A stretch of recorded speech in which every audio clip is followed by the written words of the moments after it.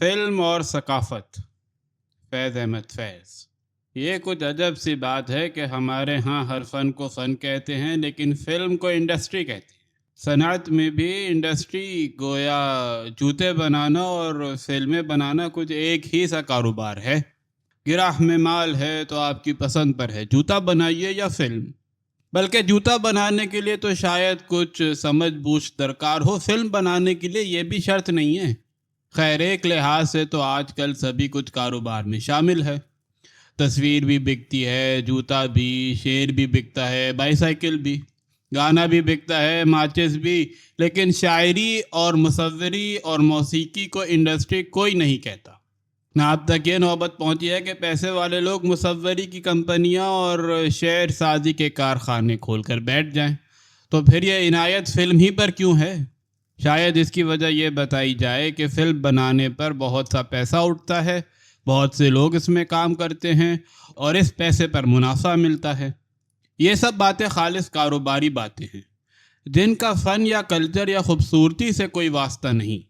اگر آپ جوتے بنانے والے سے فن اور کلچر کا مطالبہ نہیں کرتے تو فلم بنانے والے سے یہ توقع کیوں رکھتے ہیں کہ وہ اپنے منافع کے بجائے آپ کے ذوق پر سر دھنتا پھرے؟ چلیے یہ استدلال مان بھی لیجئے، پھر بھی آپ یہ دیکھیں گے کہ ہر اچھا جوتے یا بائی سائیکل بنانے والا اپنے مال کی مخصوص خوبیوں کو ضرور ذہن میں رکھتا ہے۔ جوتا بناتا ہے تو وہ کوشش کرے گا کہ اس کے بنے ہوئے جوتے خوش وضع ہوں، پائیدار ہوں، آرام دہ ہوں۔ بائی سائیکل بناتا ہے تو اس کے رنگ اور دغن اور کل پرزوں کی ساخت اور نشست پر توجہ دے گا۔ منڈی میں اچھے اور برے جوتے، اچھے اور خراب بائی سائیکل کا پھر بھی ایک معیار موجود ہے، اور آپ کے کاروبار کی کامیابی اور ناکامی اسی پر ہے۔ فلم کا قصہ الٹ ہے۔ یہاں فلم سازوں کو فلم کی مخصوص خوبیوں سے سروکار نہیں، نہ انہیں یہ تشویش ہے کہ اس بارے میں ان کی غفلت یا کم توجہی سے کاروبار میں نقصان ہوگا۔ تجارتی فلم کا معیار فقط یہ ہے کہ جس فلم سے آمد اچھی ہو وہ اچھی ہے، جس سے نہ ہو وہ بری ہے۔ اگر کوئی پیسہ بنانے والی فلم فنی اعتبار سے بیہودہ اور اخلاقی اعتبار سے مہلک ہے تو کیا ہوا؟ یہ فن اور اخلاق اور وغیرہ وغیرہ ان لوگوں کی نظر میں کاروباری معاملات نہیں ہیں۔ فلم کی دنیا میں پہلا بنیادی فطور یہی ہے۔ یہ ضرور ہے کہ اس نقطۂ نظر کو کسی معاشرے نے کلی طور سے قبول نہیں کیا۔ اتنا سب مانتے ہیں کہ فلم یا فلم سازی کا محض کاروبار ہی سے نہیں، معاشرے کے فکر و عمل سے بھی کچھ نہ کچھ رشتہ ہے۔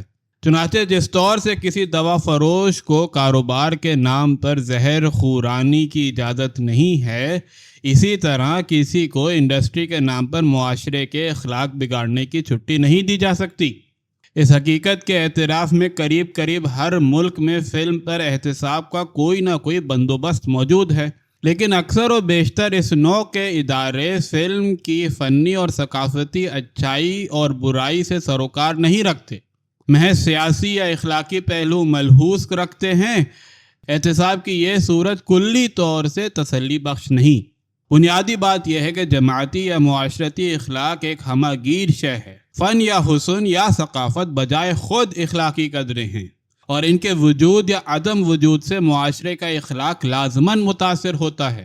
جس شے سے معاشرے کا ذوق گرتا ہے، معاشرے کا اخلاق بھی بگڑتا ہے۔ ہر وہ شے جس سے معاشرے کے ذوق کی ترتیب ہوتی ہے، معاشرے کا اخلاق بھی سنوارتی ہے۔ اس اعتبار سے ہر اونچ شعر، ہر بری تصویر، ہر بد آواز گانا مہذب اخلاق ہے۔ اسی اعتبار سے ہر بیہودہ فلم بھی قابل گرفت ہے، خواہ اس میں سب ایکٹریس سر سے پاؤں تک نقاب پوشی کیوں نہ ہو، اور سب ایکٹریس مسدس حالی کا ورد ہی کیوں نہ کرتی رہیں۔ اور یہ فن برائے فن کی بات نہیں ہے، اس لیے کہ آپ فن کے موضوع اور صنعت کو الگ نہیں کر سکتے۔ گھٹیا مضمون بڑھیا شعر کو جنم نہیں دے سکتا، نہ کسی لغو موضوع پر عمدہ فلم کی تعمیر اٹھائی جا سکتی ہے۔ فن و حسن کی صفات میں خوبی، خد و خال ہی نہیں، خلوص اور سنجیدگی اور نیک دلی اور سچائی سب شامل ہیں۔ یہ تمہید ذرا طویل ہو گئی، اس لیے کہ آج کی گفتگو تو فلم اور ثقافت کے بارے میں ہے، لیکن یہ بحث اٹھانے سے پہلے یہ تسلیم کرنا ضروری ہے کہ فلم اول فن ہے اور بعد میں انڈسٹری، کاروبار یا کچھ اور۔ پھر یہ کہ ہر فن معاشرتی اخلاق کو متاثر کرتا ہے، اور فنی خوبی یا برائی معاشرتی کردار کے خیر و شر سے گہرا تعلق رکھتی ہے۔ سوم یہ کہ وہ شے جسے ہم ثقافت یا کلچر کہتے ہیں انہی اخلاقی قدروں کا نام ہے، خواہ یہ اظہار فنون لطیفہ کی صورت میں ہو، خواہ روزمرہ آداب زندگی کے پیرائے میں۔ لیکن ہر فن کی عمومی خاصیتوں کے علاوہ فلم کی اپنی امتیازی خاصیتیں بھی ہیں جن کے سبب سے قومی ثقافت اور معاشرتی اخلاق سے فلم کا رشتہ زیادہ گہرا اور زیادہ اہم ہے۔ پہلی بات تو یہی ہے کہ فلم اور فنون کی طرح مفرد نہیں بلکہ مرکب ہے، جس میں ادب، موسیقی، رقص، فوٹوگرافی، اداکاری سبھی کچھ شامل ہے۔ اس لیے فلم کے فن سے صرف فلم ہی نہیں باقی فنون بھی متاثر ہوتے ہیں۔ اس کے معنی یہ ہیں کہ قریب قریب ہر فن کے بارے میں معاشرے کا ذوق بیشتر فلم ہی کے ذریعے سے مرتب ہوتا ہے۔ دوسری بات یہ ہے کہ فلم میں شعر، موسیقی یا مصوری کے برعکس یا خیالی مضامین نہیں بلکہ جیتے جاگتے مرد عورت مختلف حالات میں مختلف مشاغل میں مصروف نظر آتے ہیں۔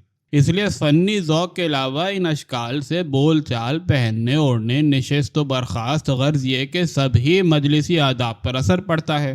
تیسری بات یہ ہے کہ یہ محرکات نہ صرف دیکھنے والوں کے ظاہر آداب و اطوار پر اثر انداز ہوتے ہیں بلکہ ان سے باطنی قدریں، افکار، جذبات، خیر و شر کے تصورات وغیرہ بھی متاثر ہوتے ہیں۔ چوتھی بات یہ ہے کہ ادب، موسیقی، مصوری یا کوئی اور فن اس نوع کی مکمل اور غیر منقسم توجہ طلب نہیں کرتا جو فلم بینی کے لیے ناگزیر ہے۔ آپ گانا سنتے ہیں یا کتاب پڑھتے ہیں یا تصویر دیکھتے ہیں تو آپ کے گرد و پیش ہزار قسم کی چیزیں دامن نظر اور دامن خیال کھینچنے کو موجود ہوتی ہیں، لیکن سنیما کے تاریک ہال میں فلم کے پردے کے علاوہ اور کوئی شے آپ کی نظر یا توجہ کو پراگندہ نہیں کرتی۔ یہ ساحرانہ عمل اور کسی فن کو نصیب نہیں۔ اور آخری بات یہ ہے کہ فلم کا دام سب فنون سے زیادہ وسیع، سب سے زیادہ کارگر ہے، جس کے لیے خواندگی، خوشحالی اور کوئی بھی ایسی شرط نہیں جو دوسرے فنون کے اکتساب کے لیے لازمی ہے۔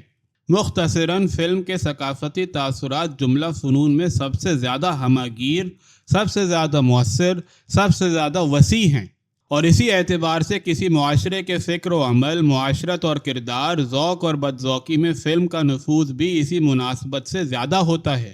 چنانچہ فلم سازی محض کاروبار بلکہ محض فن ہی نہیں، ایک عظیم سماجی ذمہ داری کا عمل ہے، اور اس ذمہ داری کا بار صرف فلم سازوں پر ہی نہیں، معاشرہ اور اہل دانش اور اہل ذوق سب پر ہے۔